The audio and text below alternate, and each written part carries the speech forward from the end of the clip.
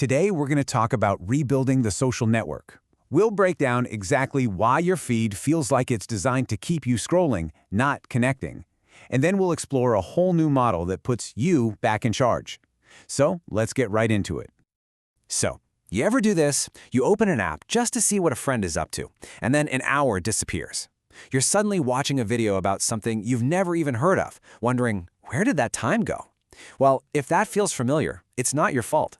It's not an accident. It's by design. You see, for years now, the internet has run on what's called the attention economy, where your focus is the actual product being sold. But the ground is starting to shift. A new movement is building a different kind of web, one that puts you back in the driver's seat. To really understand the solution here, we first have to get crystal clear on the problem. And the problem isn't a lack of willpower or anything like that. No, it's deeply embedded in the code that runs these massive platforms. This is the fundamental conflict right here. On one side, there's you. You use social media for genuine connection, to keep up with friends, to explore your hobbies. But on the other side is the algorithm, and it has a completely different goal. It's designed to maximize dwelling time. That's just a fancy term for how long it can keep you staring at the screen so it can sell your attention. Your goals and the platform's goals, they're just not aligned. And this brings us right to the business model itself. It's this incredibly powerful engine that runs on one crucial resource, your attention. So let's look at exactly how it's harvested and then sold. It's really just a four-step cycle. First, you interact with stuff. Every like, every share, every comment, even how long you pause on a post, it's all recorded. Second, all that data is harvested. Third, powerful algorithms analyze all of it to build this incredibly detailed profile of you, all to predict what will keep you glued to the screen. And finally, that predictable attention is packaged up and sold to advertisers. The system isn't there to serve you, it's there to turn your behavior into a product.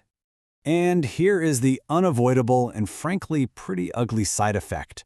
What kind of content is the absolute best at grabbing and holding our attention? Well, it's the outrageous stuff, the polarizing, the emotionally charged content. The algorithm doesn't care if something is true or good for society. It only cares that it gets a reaction, because reactions equal engagement, and engagement equals profit. So if that's the problem, what's the alternative? Well, it's a completely different way of thinking about social networks. It's a shift away from a single giant platform to something that's more like a utility or an infrastructure.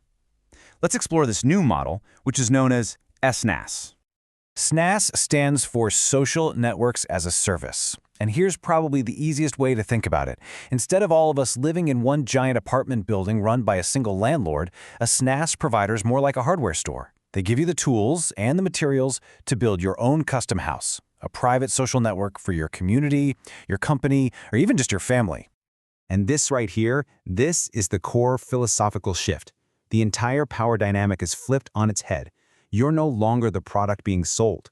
In this model, you are the owner and the governor of your own digital space.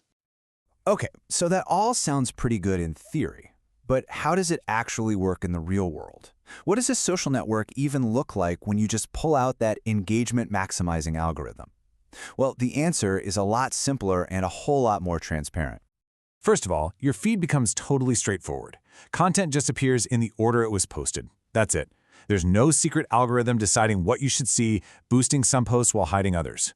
What you see is a direct result of your explicit choices, who you follow, what groups you join. It's honest and it's predictable. Second, the entire goal of the network changes. Because the platform isn't trying to sell your attention, it isn't designed for endless scrolling. Instead, these networks are built for a specific purpose: a work project, a hobby club, a family group. This means the interactions are way more intentional, more meaningful, and everyone sees the same content, which is absolutely critical for trust.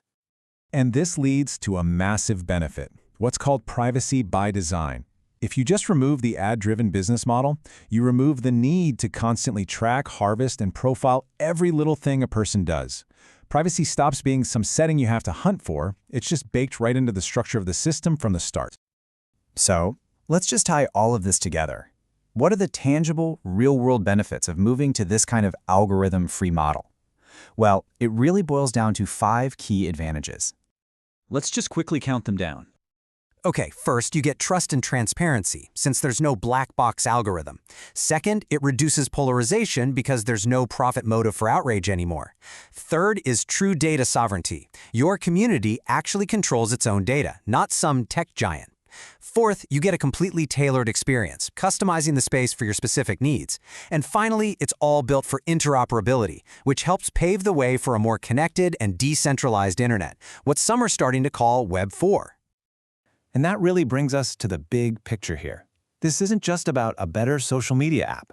This is about fundamentally changing our relationship with our digital spaces and building the next evolution of the internet. At the end of the day, the SNaaS model provides the tools to escape the attention economy. It empowers communities to set their own rules, to have genuine communication, and to operate completely free from the hidden manipulation of an algorithm that's just designed to sell their focus. And that leaves us with a final, powerful question to think about. As the internet continues to evolve, do we want to continue being renters on platforms owned by just a handful of giant corporations? Or is it time we become owners of our own digital spaces?